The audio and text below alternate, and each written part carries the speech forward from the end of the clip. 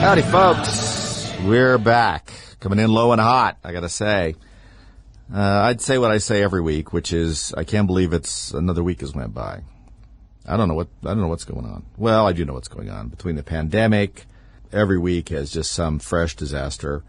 Or as Dorothy Parker used to say, which is something you may remember Dorothy Parker, tremendous wit writer, part of the famous Algonquin Round Table of wits in Manhattan. That was back when people were witty and anywhere in the social circles there, specifically Manhattan. But when someone would come to the door or the phone would ring, she would say, "What fresh hell is this?" Not exactly a, shall we say, a positive approach to things, but each week seems to be the same way. But, folks, there's a lot going on out there besides just being disturbed, rightfully so, over being governed by a poorly animated cadaver. That is just something we have to deal with, and we can make changes. I do see some weird stuff on the horizon out there. For instance, one of the things I see is this COVID. As you know, another pandemic wave could be coming. Yes. They're going to start masking up in some of the East Coast cities. I kind of predict that. They're mumbling about it on their websites out there. And, of course, that means that at some point, and totally coincidentally, I might add, probably October-ish, probably a little before that, these COVID restrictions are going to kick in. People are probably going to have to stay home. That means they won't be able to vote in person, and we'll have to have more mail-in ballots. Gosh darn it. And it'll probably be so bad. And I have to admit, I said this on the website, so it's like I'd thought about it before. It's not just something I came up with. But I'm going to predict that we may get to the point, because of this terrible pandemic that'll be coming again, right around the election, that we'll have to rely on individuals from nonprofits funded by Google, probably, and Facebook, and if Twitter hasn't been purchased, by those folks.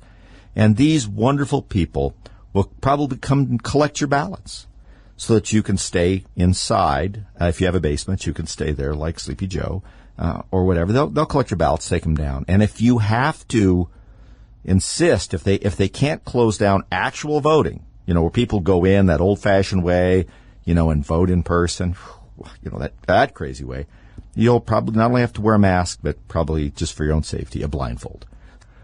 I see that mumbling away starting to come out there. I don't think that will happen per se, despite my rather humorous prediction there, because I just don't think people put up with it. I don't think they'll do it. And I don't think these little tin pot dictators that run some of these states, and I'm sorry to say that, but they are, Pritzker in Illinois, Whitmer in Michigan, these people are wildly disturbed in their vision of what government is supposed to be on a free people. I don't think they'll be able to do it. I just don't think people will put up with it. And Whitmer is in trouble in Michigan. I think that there's a good chance that she might not, win re-election. I can't believe in a sane world that she would win re-election, but you got to remember you're going up some pretty powerful political machines in some of these places. You can really see that because people ask me, well, how does it happen? I mean, that you get a Lori Lightfoot in Chicago, or that you have a Gavin Newsom in California when every time they poll people, he polls terribly, and yet he wins. And it's this head-scratching kind of thing. It's because of uni-party politics. In other words, anytime you have a single party, and I would say that even if we were talking about Republicans, because you have to have, or even conservative Republicans, or conservatives, period, you have to have some pressure from the other side to keep people honest. And what's happened in some of these cities and states, for that matter, is they have so dominated the political process that the way the leadership comes to the top is not based on merit at all. It is based on navigating the political system that has been created, most of which is operated out of sight. Look at Kamala Harris. People in California who I know, and also commentators listed from out there, can tell you what jobs she had and kind of in general some ideas about how she got where she's at. But there's a lot of it just kind of a weird mystery because you just happen to be standing at the right place at the right time, check some boxes, have the right support from the right people, and you get elevated. It's sort of like getting in an elevator and just pushing a button for the floor. Now, you yourself may not have the key to that floor, but if you know somebody that does, they can put a key in and turn the button, and then they can push the right button, and away you go. Now, with Kamala, she raised her profile by getting out there in sort of a weird celebrity way. Tucker Carlson likes to talk about this, but she ingratiated herself. I think that's probably the most polite term we can use. With Willie Brown, who was the very powerful political figure both in the legislature and was the mayor of San Francisco. And he was a huge help to her. And he placed her on all of these boards. California, and we're turning this way in Colorado, and some of you that are listening to other states know what I mean because it's happening there too. There becomes a board and a governing council and a this and a that. They just pop up all over the place. We saw this in Homeland Security with this disinformation board. Luckily, the information came out about it. These things kind of pop up all over the place. And in California, they're full of them. And many of them are very powerful. They don't, water advisory boards and things, they don't sound that important, but because of the nature of the state and what those things do, they actually have duties and responsibilities that are far beyond what their title sounds like. So you get people on those boards, and then they get on a track, and the next thing you know, they're the district attorney of San Francisco, and they're horrible. But it doesn't make any difference because now they are in the elevator.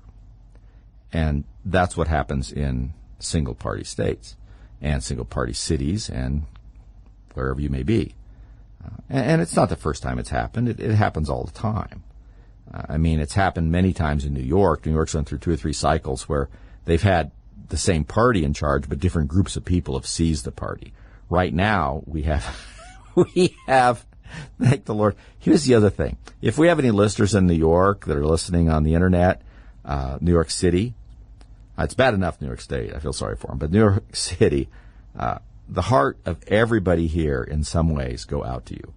Because I'm assuming if you're listening to the show, you're probably not a Democrat voter that put these people in power. You're just under their thumb. And they have like the biggest bunch of buffoons you've ever seen in charge. These people go back to the days, and this will ring some bells, some old Rush Limbaugh listeners. Mayor David Dinkins. Right? Dinkins was a mayor before Giuliani. And he was about as clueless as the day is long. He was that sort of 3 blind mice kind of clueless, bumping into doors, just didn't know at all what he was doing. Sort of what we'd think of as woke, just mainly incompetent. Didn't have that nice patina of woke culture and weirdness that they managed to manifest now. And he just let things get so bad that that's they ended up with Giuliani. I don't know if you can break through the iron fist of one-party control in New York City now to have that happen. It's not impossible, but it's very, very hard to do that in those places. And so it's no different than what happens with monopoly in business. It's the same. If somebody monopolizes, the internet, phone service, some sort of transportation, railroads. Remember that back in the days of Andrew Carnegie, steel plants and railroads, the Vanderbilts and steamships and Standard Oil, the vertical monopoly over oil production. It's the same thing in business, and we sort of recognize it in business, but it kind of takes a while to realize that when you manifest control like that, one party gets complete control of all the levers of power, and then makes rules that makes it extremely difficult for anybody to change any of those rules. So they just go on and on until things get so bad there is, in effect, some sort of revolution that comes up through the voters. And that's why they are so intent on changing the way you vote and all these things. They know that happens periodically, and they don't want it to this time. Anyway, we'll be back.